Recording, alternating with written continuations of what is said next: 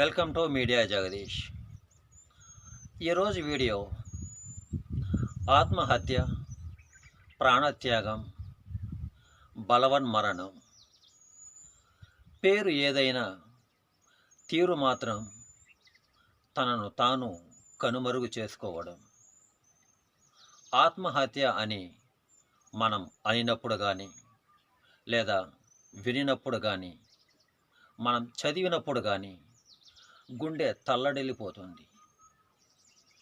తలపుతోనే దడ పుట్టించే ఇది కొంతమందికి ఎందుకు తప్పనిసరి అవుతుంది? ఎవరి ప్రాణాన్ని వారే తీసుకునేంత పరిస్థితి ఏ కారణం వల్ల వస్తుంది? ఈ రెండు నాటికి నేటికి అంతుపట్టని ప్రశ్నలు. వీటికి సమాధానాలు ఎవరివి వారివే, ఎక్కడివి అక్కడివే. నీ ప్రాణం నువ్వు తీసుకో అని ఎవరు చెప్పరు.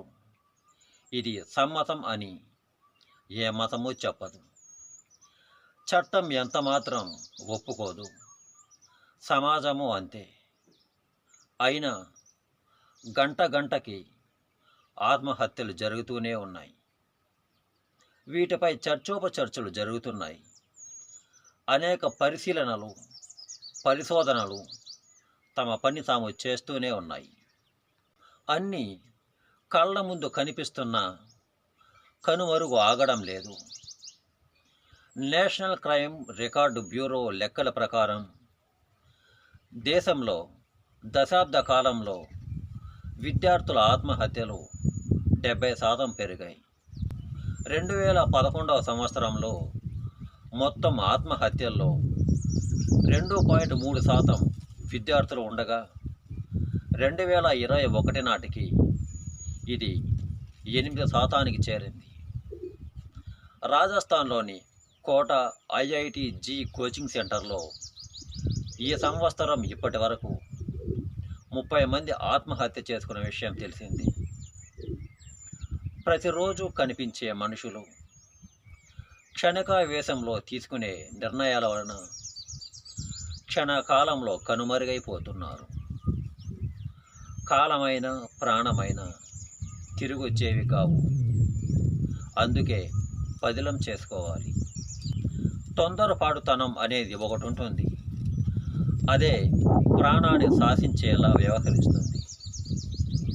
ఆత్మవిశ్వాసం కొరవడడం, చదువులో వెనకబడడం, తల్లిదండ్రులపై ఆధారపడుతున్నామన్న బాధ, పరువు పోతుందని భయాందోళన, చిరకాలం వేధించే ఆర్థిక సమస్యలు, ఎంతకీ తేలని వివాదాలు, వివాహేతర సంబంధాలు, వ్యసనాలకు డబ్బు లేకపోవడం, కష్ట నష్టాల ఊబిలో కూరుకుపోవడం సైతం ఆత్మహత్యలకు దారితీస్తుంది. వీటన్నిటికీ ఒకే ఒక సమాధానం. ఒక్క క్షణం ఆగి ఆలోచిస్తే నిండు ప్రాణం నిలుస్తుంది. ఈ ఆత్మహత్యలకు మరొక కారణం మొబైల్.